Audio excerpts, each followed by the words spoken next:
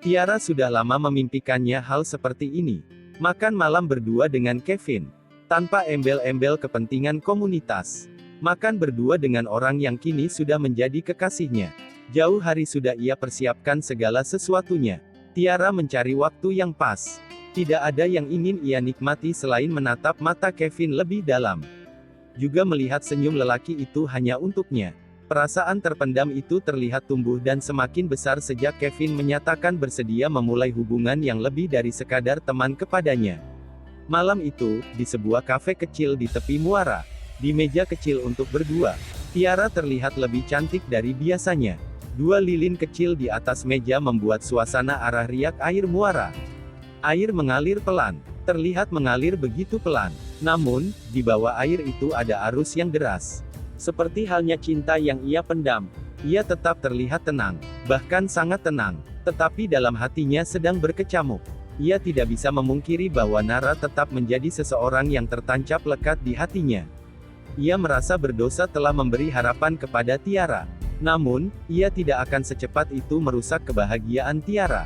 Perempuan itu terlalu baik untuk disakitinya. Meski ia tahu, suatu hari nanti ia akan menyakiti juga. Entahlah, saat ini ia hanya ingin mencoba menjadi yang terbaik untuk siapapun. Termasuk untuk Tiara. Tiara tidak sadar betapa menyedihkannya ia mencintai seseorang yang berpura-pura mencintainya. Ia mengira Kevin benar-benar mulai menyukainya. Ia tidak tahu bahwa lelaki itu hanya sedang kalut. Seseorang yang sedang kalut butuh pelarian. Tiara datang di waktu yang tepat. Meski Kevin tidak pernah dengan sengaja ingin melukai perempuan yang kini berhadapan dengannya. Kamu mikirin apa? Tiara menatap kekasihnya. Oh, nggak apa-apa. Ayo makan lagi. Kevin berusaha menghadirkan senyum di bibirnya. Meski rasanya hambar. Senyum untuk menutupi perasaan palsu itu. Kevin, ini makan malam pertama kita. Tapi kamu kok kayak nggak senang gitu. Tiara mencoba menebak sesuatu yang disembunyikan Kevin. Aku senang kok, ucap Kevin dengan raut wajah senang yang dibuat-buat. Tapi rasanya hambar, Vin. Tiara menatap sedih mata Kevin. Tiara, Kevin menaruh sendoknya di piring. Jari-jarinya menggenggam jari Tiara. Nggak usah mikir yang lain-lain, ya. Aku hanya kelelahan dan banyak pikiran akhir-akhir ini.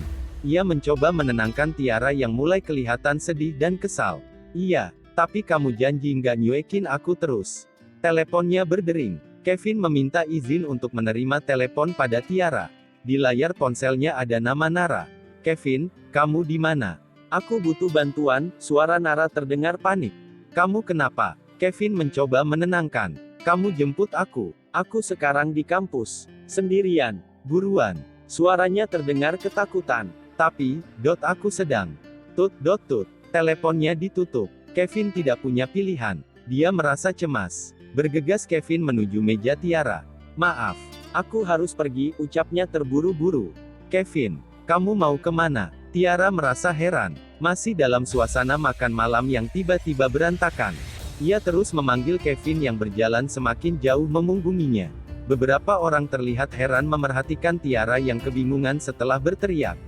Sampailah Kevin di kampus. Suasananya memang terasa lebih lengang dari biasanya. Dilihatnya jam di tangannya. Pukul 9:04 malam. Matanya mencari ke arah pendopo. Tidak ada siapa-siapa yang ia lihat. Pendopo terlihat remang, karena sebagian lampunya memang dimatikan oleh satpam kampus. Kevin. Suara Nara berjalan dari belakangnya. Kamu kenapa? Pertanyaan yang belum terjawab tadi keluar kembali. Aku tadi keasyikan latihan tari. Mobil ayah tadi rusak. Jadi kemalaman. Yang lain udah pada dijemput, ucapnya menjelaskan. Junet, pacarmu? Tanya Kevin. Lusa dia mau panjat tebing lagi. Malam ini dia harus istirahat. Aku nggak mau ganggu dia dulu. Oh, gitu. Kevin menyadari dia hanya cadangan. Nara menatap sekujur tubuh Kevin. Lelaki itu lebih terlihat tampan dengan kemeja biru muda, dan bawahan hitam. Rambutnya juga berkilau, tersisir rapi. Tadi, aku lagi nemenin Tiara makan. Ucapnya datar. Ya ampun, aku minta maaf, ya. Aku enggak. Wajah Nara menyesal. Udah, enggak apa-apa. Aku udah di sini juga. Yuk kita pulang. Sepedamu, mana? Tadi aku dijemput Tiara. Jadi, kesini aku naik taksi. Nara mengikuti langkah kaki Kevin. Mereka berjalan menunggu taksi datang. Kevin tidak banyak bicara. Dalam pikirannya dia masih merasa bersalah kepada Tiara. Maafkan aku, Tiara. Kevin membatin. Nara memerhatikan lekuk dagu Kevin. Ia tersenyum. Ternyata lelaki itu tidak pernah benar-benar berubah kepadanya. Seperti yang ia rasakan beberapa waktu belakangan ini. Tetapi malam ini semuanya seolah terjawab. Kevin lelaki yang tidak pernah benar-benar meninggalkannya.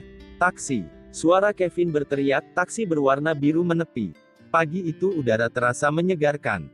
Di sebuah tempat yang dikelilingi bebatuan tinggi menjulang. Junet dan 2 orang temannya mendirikan tenda. Mereka akan berada di sini selama 2 hari. Dan ritual memanjatnya akan dimulai nanti sore. Mereka ingin beristirahat terlebih dahulu. Karena lumayan lelah mengendarai sepeda motor dari Padang. Mata Junet tak henti takjub melihat tebing batuan menjulang tinggi itu. Lembah Harau, namanya. Terletak di Kecamatan Harau, Kabupaten 50 Kota Provinsi Sumatera Barat. Lebih kurang 138 km dari Kota Padang. 47 km dari Kota Bukit Tinggi. Jika dari Kota Payakumbuh, Harau dikelilingi batu granit terjal berwarna-warni dengan ketinggian 100 meter lebih. Sebuah medan yang menantang bagi Junet. Tebing ini memang belum terlalu mendunia seperti Likunga Valley di Gorontalo. Namun keindahannya tidak kalah. Dan, medannya tidak kalah menantang. Junet melepaskan lelahnya mengendarai sepeda motor dengan berbaring di tenda yang sudah mereka dirikan tadi. Ia mengambil ponselnya, lalu memencet nomor ponsel Nara. Lalu memanggilnya. Aku sudah sampai, ini lagi istirahat. Junet memberi kabar. Iya, sayang. Kamu hati-hati, ya. Pulangnya jangan lama-lama. Aku kangen. Suara manja Nara terdengar di balik telepon.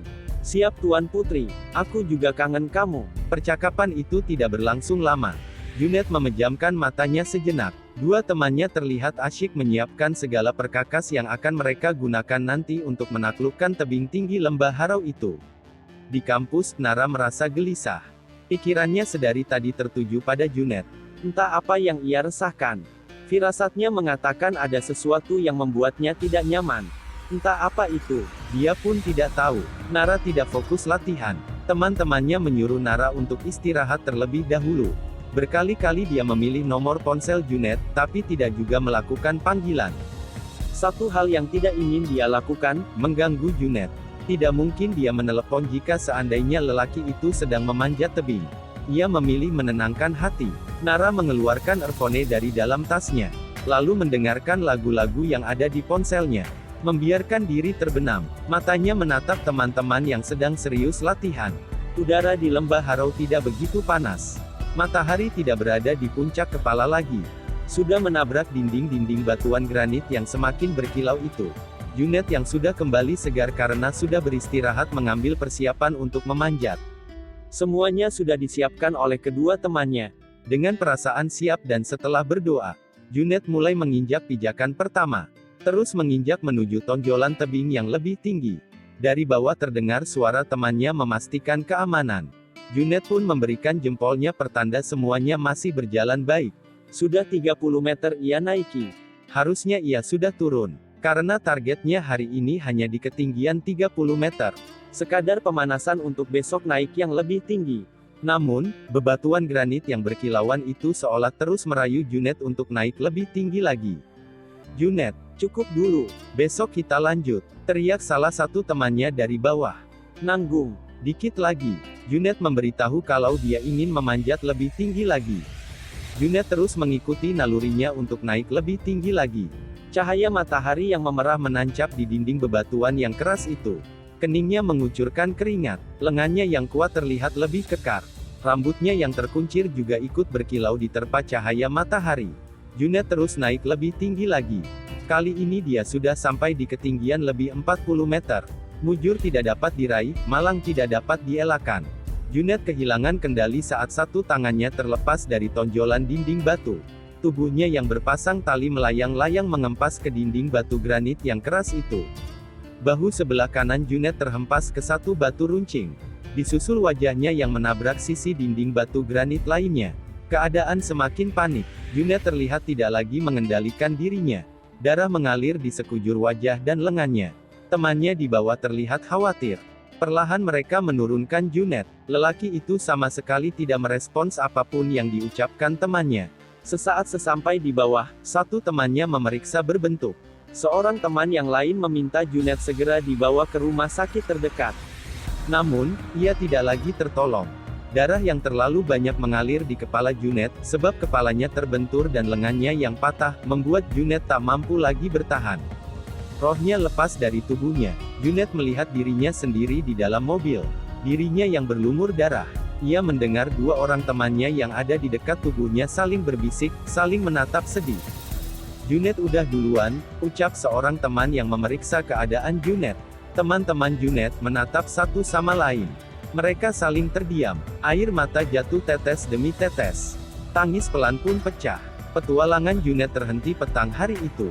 Lembah Harau ikut bersedih. Matahari yang tadi merah padam terlihat tertutup awan mendung. Perjalanan ke Harau adalah perjalanan melepas jenuhnya Junet. Namun, takdir berkehendak lain. Rencana Tuhan memang tidak bisa ditebak. Junet menutup kisah perjalanannya. Abis sudah cerita tentang Junet dan tebing-tebing yang akan ditaklukkannya. Tetapi, ada orang yang tidak akan habis menceritakannya nanti. Nara, perempuan yang kini sedang menunggu ia pulang. Perempuan yang berharap lelaki itu kembali memeluknya. Di tempat lain, Nara sedang duduk bersama Senja, menanti lelaki yang begitu dia cinta. Ia belum tahu takdir sudah memilihkan jalan lain.